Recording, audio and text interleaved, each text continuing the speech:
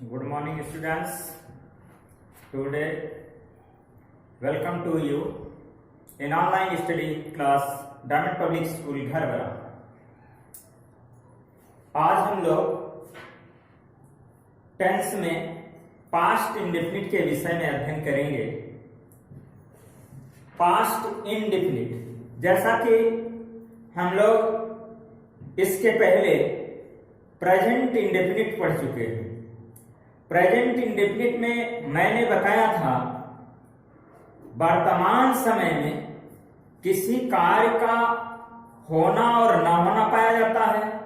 इसी तरह से पास्ट इंडेफिनिट में पास्ट माने भूत, इंडेफिनिट माने अनिश्चित, टेंस माने काल, अनिश्चित भूतकाल मिला के सब हुआ।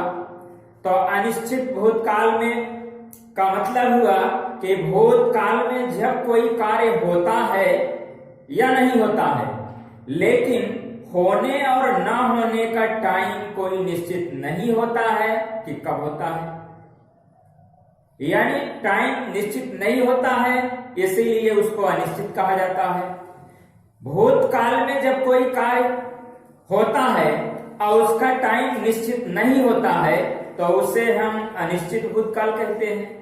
तो अनिश्चित भूतकाल के जो सेंटेंस होते हैं उनका हिंदी में पहचान होता है, लास्ट में उनके आ था, ई थी, ए थे, जिसको हम लोग बहुत सारी बुकों में लिखा रहता है ता था, ती थी, ते थे।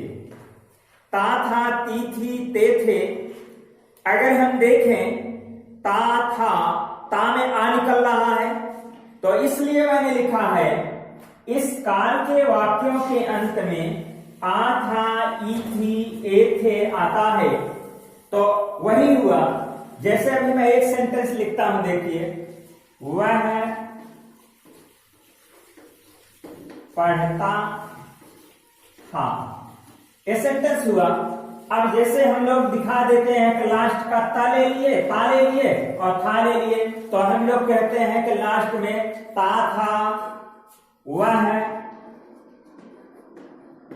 पढ़ती थी, वे पढ़ते थे, ये हुआ। अब हम यही बताते हैं कि हिंदी वाक्यों के अंत में ता था, ती थी, ते थे। अब मैं कहता हूं कि ता में आ निकल रहा है। अगर स्वर की बात लें, जैसे हम लोग स्वर व्यंजन पढ़ते हैं, ता में आ, तो हमने लिखा ता का आ लिया, ती का ई लिया, ते में ए निकल रहा, तो वही लिखा हूं। हिंदी वाक्यों के अंत में आ था, ई थी, ए थे आता है। पास्ट इंडेफिनिट, पास्ट इंडेफिनिट का जो भी सेंटेंस होगा उसके लास्ट में यही आता है, तो हम इसका अनुवाद पास्ट इंडेफिनिट में करते हैं। जैसे वह पढ़ता था, वह पढ़ता था, वह सब्जेक्ट है, तो इसका हो गया ही। अब पढ़ता था, अब देखिए आ था, ई थी, ए थे में था की इंग्लिश अलग से नहीं लिखते हैं, जैसे हम वाज वर का प्रयोग करते हैं, तो इसमें ता थी, ती थी, जैसे ता है, ती है, ता है, ती है, ते है, प्रेजेंट इंडेफिनिट में था, तो उसमें हम उसकी इंग्लिश लिखते थे, वर्ब का फर्स्ट फॉर्म यूज करते थे या सिंगुलर सब्जेक्ट के साथ यस या यस लगाते थे। लेकिन हम पास्ट इंडेफिनिट में वर्ब का सेकंड फॉर्म यूज करते हैं, ओनली सेकंड फॉर्म अफर्मेटिव में यूज करते हैं। ही पढ़ता था, he read, READ। Present past indefinite के अफर्मेटिव में, पास्ट इंडेफिनिट के अफर्मेटिव में हम किसी भी हेल्पिंग वर्ब का यूज नहीं करते हैं। वह पढ़ता था, ही रेड। अब अगर पढ़ता था का अगर हम अर्थ व्यापक रूप में लेते हैं, अध्ययन करने के रूप में लेते हैं, तो यहां पे होगा ही स्टडीड, ही स्टडीड। वह पढ़ती थी, अब वह ए जेंडर चेंज हुआ, तो यहां पर होगा सी रेड, READ। वे पढ़ते थे, दे रेड, एक हमारा अनुवाद हुआ। अब हम ये देख रहे हैं कि इसमें भी रेड लिखा, इसमें भी रेड लिखा, इसमें भी रेड लिखा। ये हमारा सिंगुलर है, ये भी सिंगुलर सब्जेक्ट है, लेकिन दे प्लूरल है। प्लूरल के साथ भी मैंने रेड का प्रयोग किया। इससे निष्कर्ष निकलता है कि चाहे वह सब्जेक्ट सिंगुलर हो चाहे प्लूरल हो, सभी के साथ अफर्मेटिव सेंटेंस में वर्ब की सेकंड फॉर्म यूज करते हैं। अब हम स्ट्रक्चर लिखते हैं इसका, अफर्मेटिव स्ट्रक्चर, AFFIRMATIV,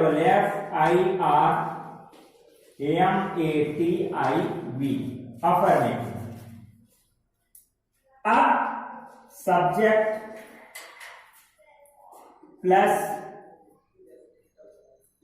वर्ब का सेकंड फॉर्म प्लस ऑब्जेक्ट, ये हो गया अफर्मेटिव। अफर्मेटिव का फार्मूला है, सब्जेक्ट होगा, वर्ब का सेकंड फॉर्म होगा, उसके बाद ऑब्जेक्ट होगा। नेगेटिव का फार्मूला है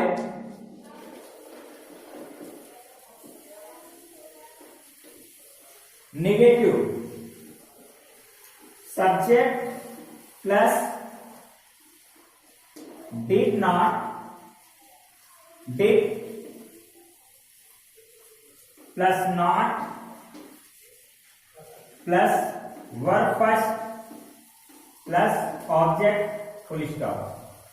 अब हम जब इसका नेगेटिव बनाते हैं तो पहले सब्जेक्ट लिखते हैं, उसके बाद डिड लिखते हैं, उसके बाद नॉट लिखते हैं, उसके बाद वर्ब का फर्स्ट फॉर्म लिखते हैं, ऑब्जेक्ट लिखते हैं। जैसे हम प्रेजेंट इंडेफिनिट में हेल्पिंग वर्ब डू और डज का प्रयोग करते थे, इसी तरह से पास्ट इंडेफिनिट में जो हेल्पिंग वर्ब यूज होता है वह डू, जो मेन वर्ब है डू है, उसका सेकंड फॉर्म डिड होता है। तो हम पास्ट इंडेफिनिट के अफर्मेटिव में वर्ब का सेकंड फॉर्म यूज करते हैं, लेकिन हम नेगेटिव में वर्ब का जो डू यूज करते थे, तो डू का सेकंड फॉर्म डिड होता है, उसको यूज करते हैं। जब हम डिड सेकंड फॉर्म डिड है इसको यूज करते हैं, तो हम मेन वर्ब को नेगेटिव और इंट्रोगेटिव में इसको चेंज करके फर्स्ट फॉर्म में कर देते हैं। इसको हम सेकंड फॉर्म में नहीं करेंगे जब हम नेगेटिव और इंट्रोगेटिव बनाएंगे। क्यों? कि इसमें डिड से डिड क्लियर कर रहा है कि एक पास्ट इंडेफिनिट का सेंटेंस है, डिड से क्लियर हो जा रहा है। अब अफर्मेटिव में क्लियर होता था वर्ब का सेकंड फॉर्म है, लेकिन इसमें जो हेल्पिंग वर्ब है वो सेकंड फॉर्म में है, अभी अब भी है। तो इसलिए subject plus did plus not plus verb first plus object हो गया। ये हमारा नेगेटिव सेंटेंस का स्ट्रक्चर है। अब हम इंटरोगेटिव का लिखते हैं, INTRROGATIVE, इंटरोगेटिव का। अब इंटरोगेटिव में हम यही हेल्पिंग वर्ब डिड का प्रयोग करते हैं सभी सब्जेक्ट, चाहे वह सिंगुलर हो चाहे प्लूरल हो, चाहे he she it I we you they में से कोई भी सब्जेक्ट हो, सभी के साथ हम डिड का ही प्रयोग करते हैं। डिड के बाद क्या लिखते हैं? डिड के बाद सब्जेक्ट आ जाएगा, यानी हेल्पिंग वर्ब के बाद सब्जेक्ट आ जाएगा। सब्जेक्ट के बाद क्या आएगा? Verb first plus object plus question mark plus question mark. Did लगाएंगे, सब्जेक्ट लगाएंगे, वर्ब का फर्स्ट फॉर्म लगाएंगे, उसके बाद ऑब्जेक्ट लगाएंगे। पहले हेल्पिंग वर्ब लिखेंगे, फिर सब्जेक्ट लिखेंगे, वर्ब का फर्स्ट फॉर्म लिखेंगे, उसके बाद अब हम ऑब्जेक्ट लिखेंगे। अब हम एक दो एग्जाम्पल लेके देखते हैं इसमें कैसे क्या होता है, हम बात करते हैं।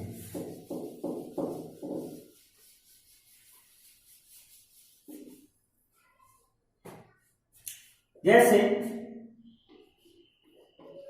रवि ने एक पत्र लिखा।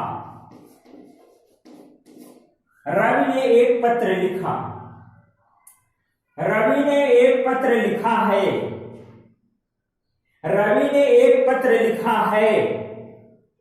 अब यहां पर लिखा गया है रवि ने पत्र लिखा। रवि ने पत्र लिखा, यानी कि पत्र लिखे काफी समय हो गया है, एक पास्ट में चला गया है सेंटेंस, इसलिए रवि ने एक पत्र लिखा है। अब रवि ने एक पत्र लिखा है यानी जल्दी में लिखा है, तो इसका अनुवाद प्रेजेंट परफेक्ट में होगा, लेकिन यहां पर लिखा गया है रवि ने एक पत्र लिखा, यानी इसका अनुवाद हम पास्ट इंडेफिनिट में करेंगे। रवि राइट का लिखना के इंग्लिश लिखेंगे, लिखना के इंग्लिश राइट होता है, तो अब राइट का सेकंड फॉर्म रोट होता है, सब्जेक्ट के बाद वर्ब आएगा, तो हम लिखेंगे रोट, रवि रोट।